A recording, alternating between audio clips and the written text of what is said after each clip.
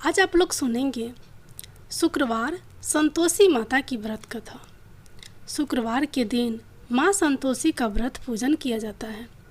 इस पूजा के दौरान माता की आरती पूजन तथा अंत में माता की कथा सुनी जाती है।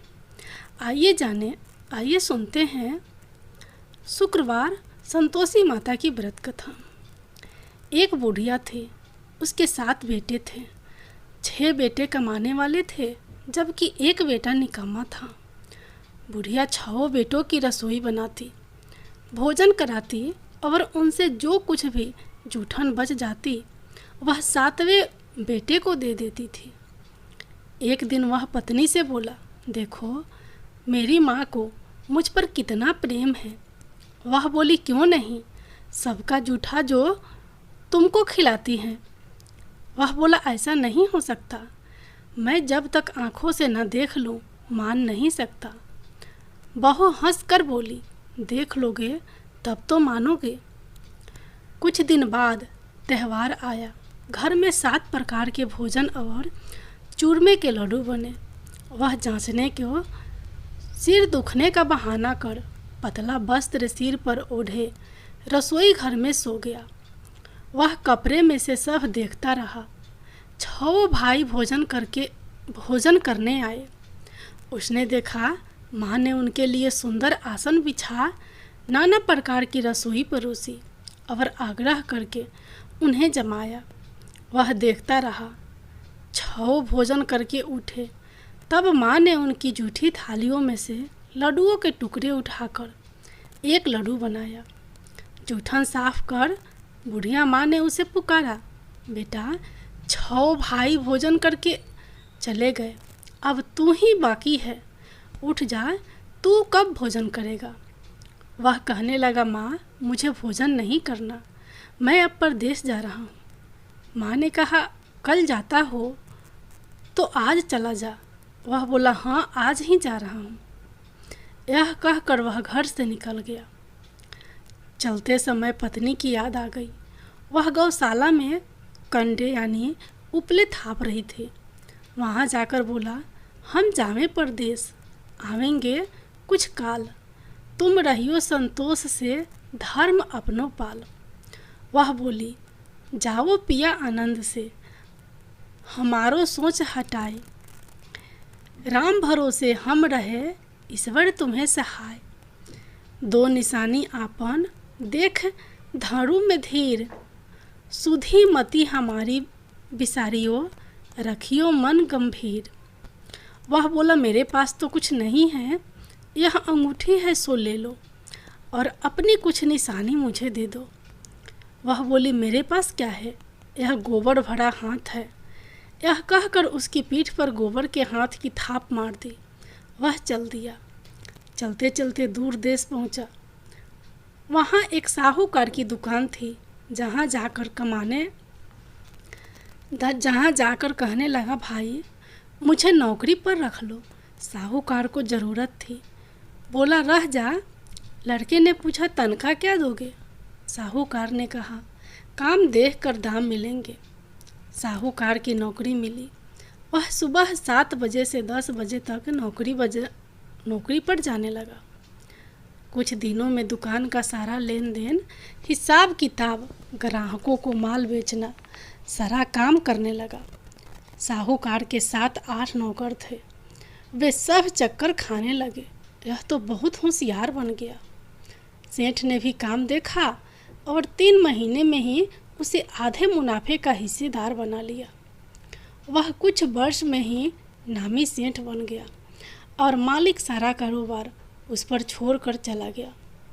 पति की अनुपस्थिति में सास का अत्याचार बढ़ने लगा। इधर उसकी पत्नी को सास ससुर दुख देने लगे। सारी गृहस्थी का काम करा के उसे लकड़ी लेने जंगल में भेजते। इस बीच घर के आटे से जो भूसी निकलती उसकी रोटी बनाकर रख दी जाती और फूटे नारियल की नरेली में पानी। एक दिन वह लकड़ी लेने जा रही थी कि रास्ते में बहुत सी स्त्रियां संतोषी माता का व्रत करती दिखाई दी।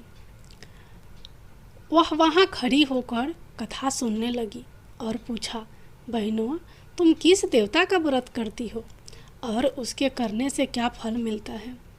यदि तुम इस व्रत का विधान मुझे समझा कर कहोगे तो मैं तुम्हारा बड़ा एहसान मानूंगी। तब उनमें से एक स्त्री बोली, सुनो बहन, यह संतोषी माता का व्रत है। इसके करने से निर्धनता दरिद्रता का नाश होता है और जो कुछ मन में कामना हो सब संतोषी माता की कृपा से पूरी होती है। तब उसने उससे व्रत की विधि पूछी। वह भक्तिन स्त्री बोली, 1.25 आने का गुड़ चना लेना, इच्छा हो तो 5.25 आने का लेना, या 1.25 रुपये का भी, या सहूलियत के अनुसार लाना। बिना परेशानी और श्रद्धा व प्रेम से जितना भी बने पड़े सवैया लेना। प्रत्येक शुक्रवार का निराहार रहकर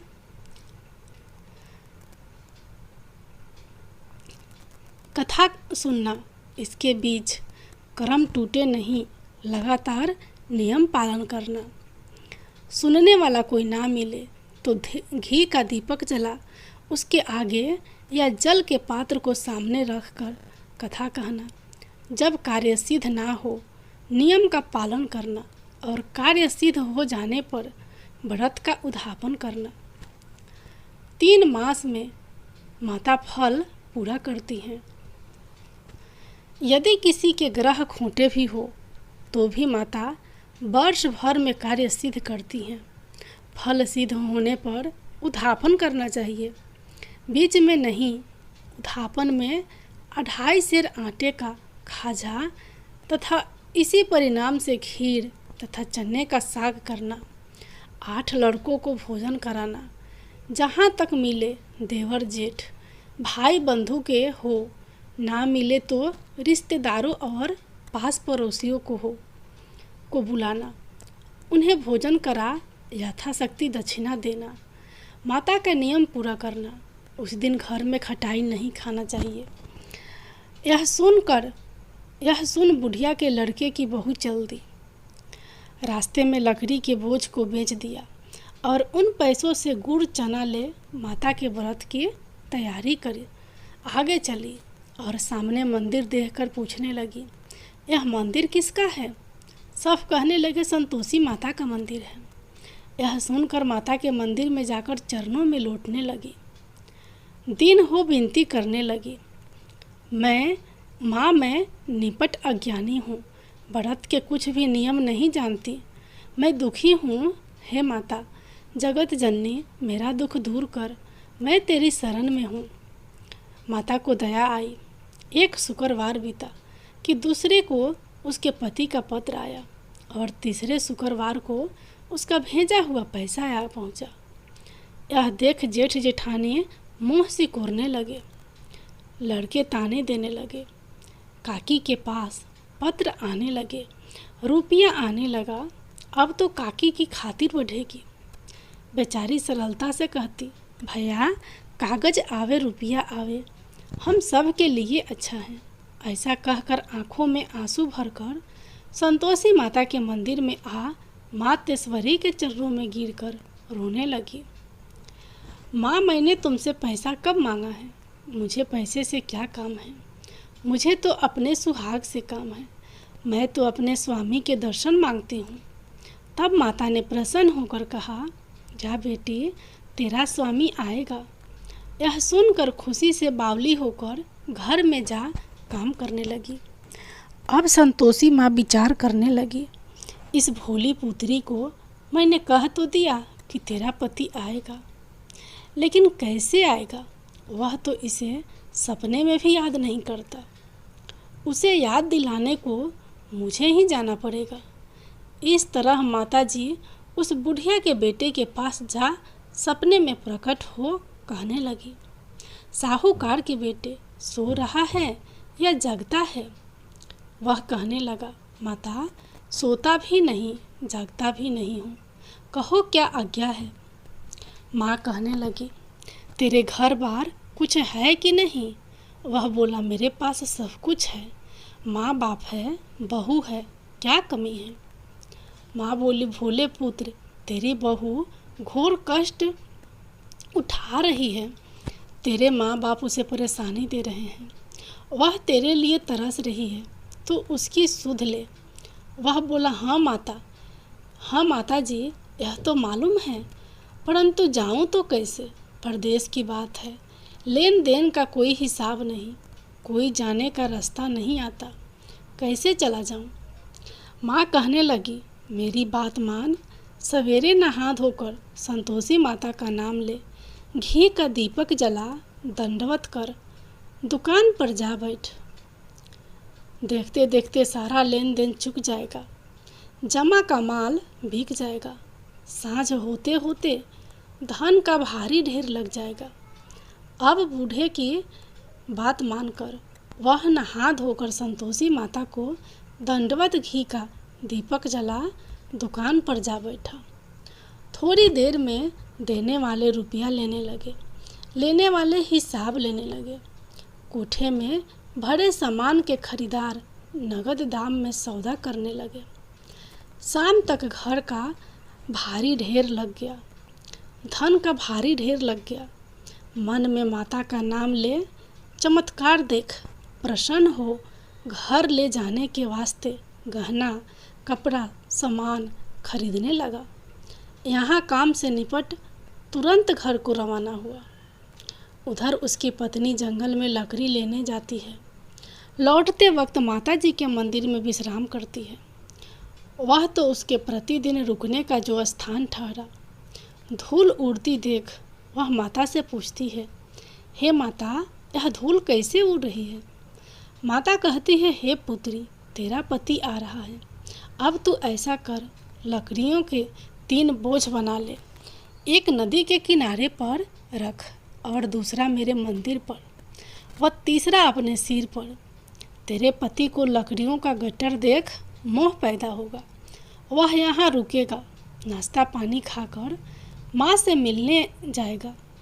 तब तू लकड़ियों का बोझ उठा कर जाना और चौक में गट्टर डालकर जोर से आवाज़ लगाना, लो सासू जी, लकड़ियों का गट्टर लो, भूसी की रोटी दो, नारियल के खपरे में पानी दो। आज मेहमान कौन आया है? माताजी से बहुत अच्छा कहकर वह प्रसन्न मन से लकड़ियों के 3 गट्टर बनाई, एक नदी के किनारे पर और एक माताजी के मंदिर पर रखा। इतने में मुसाफिर आ पहुंचा। सूखी लकड़ी देख उसकी इच्छा उत्पन्न हुई कि हम यहीं पर विश्राम करें और भोजन बनाकर खा पीकर गांव जाएं। इसी तरह रुक कर भोजन बना विश्राम करके गांव को गया। सबसे प्रेम से मिला। उसी समय सिर पर लकड़ी का गट्टर लिए वह उतावली सी आती है। लकड़ियों का भारी बोझ आंगन में डालकर जोर से 3 आवाज़ देती है, लो सासू जी, लकड़ियों का गट्टर लो, भूसी की रोटी दो, आज मेहमान कौन आया है? यह सुनकर उसकी सास बाहर आकर अपने दिए हुए कष्टों को भुलाने हेतु कहती है, बहू, ऐसा क्यों कहती है? तेरा मालिक ही तो आया है। आ बैठ, मीठा भात खा, भोजन कर, कपड़े गहने पहन। उसकी आवाज़ सुन उसका पति बाहर आता है। अंगूठी देख व्याकुल हो जाता है। माँ से पूछता है, माँ, यह कौन है? माँ बोली, बेटा, यह तेरी बहू है। जब से तू गया है तब से सारे गांव में भटकती फिरती है, घर का काम काज कुछ करती नहीं, 4 पहर आकर खा जाती है। वह बोला, ठीक है माँ, मैंने इसे भी देखा और तुम्हें भी देखा, अब दूसरे घर की ताली दो, उसमें रहूँगा। माँ बोली, ठीक है, जैसी तेरी मर्जी। तब वह दूसरे मकान की 3री मंजिल का कमरा खोल सारा सामान जमाया। एक दिन में राजा के महल जैसा ठाठ बाट बन गया। अब क्या था, बहू सुख भोगने लगी। इतने में शुक्रवार आया। शुक्रवार के उद्यापन में हुई भूल। बहू ने खटाई का इस्तेमाल कर लिया। उसने पति से कहा, मुझे संतोषी माता के व्रत का उद्यापन करना है। पति बोला, खुशी से कर लो। वह उद्यापन की तैयारी करने लगी। जेठानी के लड़कों को भोजन के लिए कहने गई। उन्होंने मंजूर किया, परंतु पीछे से जेठानी ने अपने बच्चों को सिखाया, देखो भोजन के समय खटाई मांगना, जिससे उसका उद्यापन पूरा ना हो सके।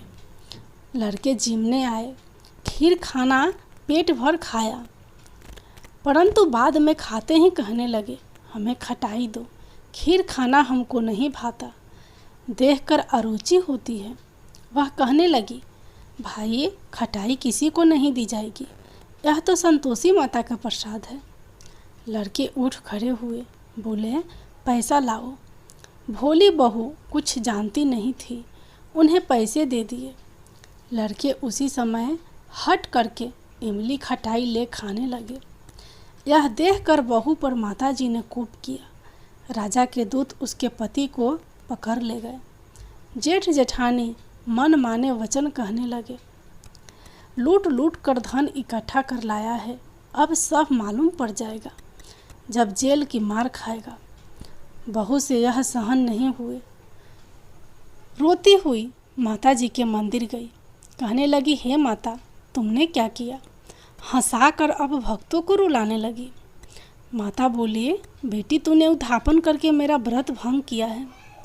वह कहने लगी, माता जी मैंने कुछ अपराध किया है, मैंने तो भूल से लड़कों को पैसे दे दिए थे, मुझे क्षमा करो, मैं फिर तुम्हारा उद्यापन करूँगी। माँ बोली, अब भूल मत करना। वह कहती है, अब भूल नहीं होगी, अब बतलाओ वे कैसे आएंगे? माँ बोली, जा पुत्री, तेरा पति तुझे रास्ते में आता मिलेगा। वह निकली, राह में पति आता मिला। वह पूछने लगी, कहाँ गए थे आप? वह कहने लगा, इतना धन जो कमाया है उसका टैक्स राजा ने मांगा था, वह भरने गया था। वह प्रसन्न हो बोली, भला हुआ, अब घर को चलो। कुछ दिन बाद फिर शुक्रवार आया। वह बोली, मुझे फिर माता का उद्यापन करना है। पति ने कहा, करो। बहू फिर जेठ के लड़कों को भोजन को कहने गई। जेठानी ने एक दो बातें सुनाई और सब लड़कों को सिखाने लगी, तुम सब लोग पहले ही खटाई मांगना। लड़के भोजन से पहले कहने लगे, हमें खीर नहीं खानी, हमारा जी बिगड़ता है, कुछ खटाई खाने को दे दो। वह बोली, खटाई किसी को नहीं मिलेगी, आना हो तो आओ। वह ब्राह्मण के लड़के लाकर भोजन कराने लगी।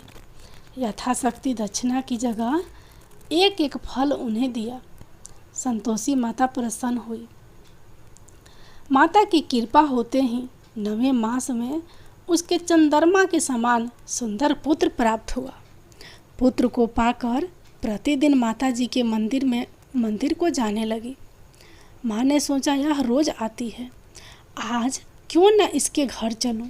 यह विचार कर माता ने भयानक रूप बनाया। गुड़ चने से सना मुख, ऊपर सूंड के समान होठ, उस पर मक्खियाँ भिन भिन कर रही थी। देहली पर पैर रखते ही उसकी सास चिल्लाई, देखो रे कोई चुड़ैल डाकिन चली आ रही है, लड़कों इसे भगाओ, नहीं तो किसी को खा जाएगी। लड़के भगाने लगे, चिल्लाकर खिड़की बंद करने लगे। बहू रोशनदान में से देख रही थी। प्रसन्नता से पगली बन चिल्लाने लगी, आज मेरी माता जी मेरे घर आई हैं। वह बच्चे को दूध पीने से हटाती है। इतने में सास का क्रोध फट पड़ा।